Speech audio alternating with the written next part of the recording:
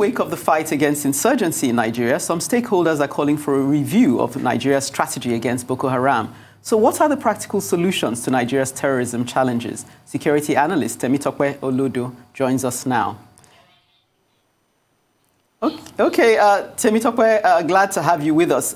Could it be that we're going round in circles with issues of maybe recruitment and funding throwing themselves up from time to time? Yes. It's interesting. Every time you listen to the security leadership, more or less talking about some of the things they are doing, while we applaud them for giving us information, there are certain things that they're supposed to do and certain practical things. Let's take the issue of the fertilizers. It's a very simple, very straightforward thing that is known across the world that is being used, rightly so.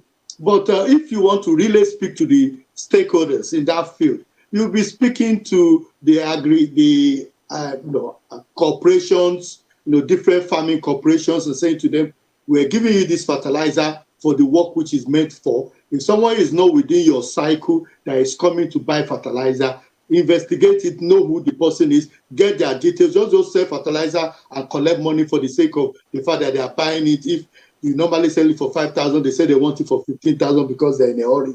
Don't sell it at that price. Be careful who you are selling it to. Those are the real people to speak to. Yes, letting Nigerians know about it is good, because if Nigerians come across individuals who are not farmers having fertilizers, then they should, of course, inform the right authorities. But then, how many Nigerians have the telephone number of the counter-terrorism team on their mobile phone? What kind of research have we done to make sure that Nigerians know who to call at the right time? Those are the practical things that need to be put in place. When you see something, you say something. Is it said in Hausa language? Is it in Igbo? How many times have we seen the advert on Arise TV and they paid for it? They are expecting you to do it for free. But nothing comes free. Even nothing is free, like in Freetown. So those are the practical things that they need to look at, All right. Temitope, is it so much a question? Good to see you, by the way. Is this so much a question of what the security agencies... Thank you so much. Yeah. Is this so much a question of what the security agencies are not doing right? Or is it a question of developing an entirely new strategy? And what, in your own thinking, will this new strategy be? Okay. Nigeria has a revised strategy which is quite good on paper, and I commend them for that. What they need to do is rejig it and make it people-friendly, i.e., people-driven.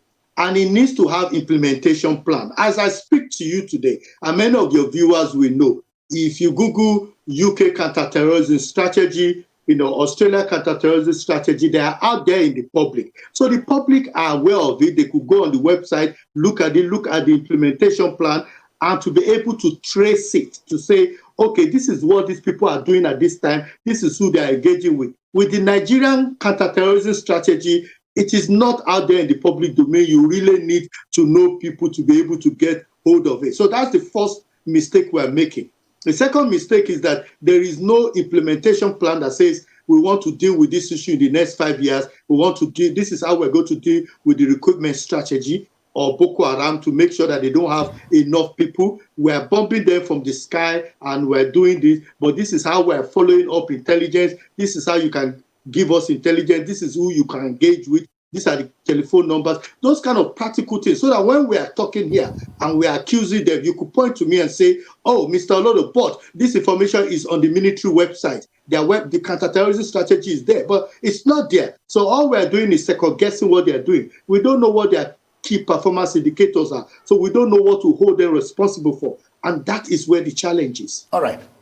Before Faulkner comes in, you talked about 5 years, time span. Now, the president, Muhammadu Buhari, recently said Boko Haram will end this year.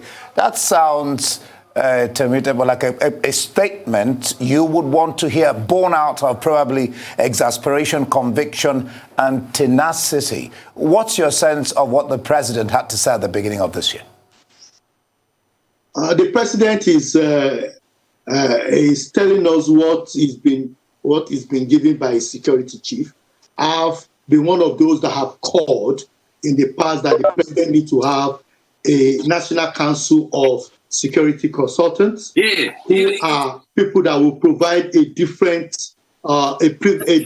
view of security management. Because sometimes Nigerians listen to the president and they imagine if the president is in a different planet from everybody else, because it talks about the fact that there is nobody nowhere in Nigeria is under the control of Boko Haram. And we know that there are local governments even within Borno states that are no-go areas for the military. So the president needs other people who will provide different perspective for what the military are provided. The same way he has with the Economic Council, who are providing him with different perspective, and they will provide him with practical initiative. There is nothing wrong.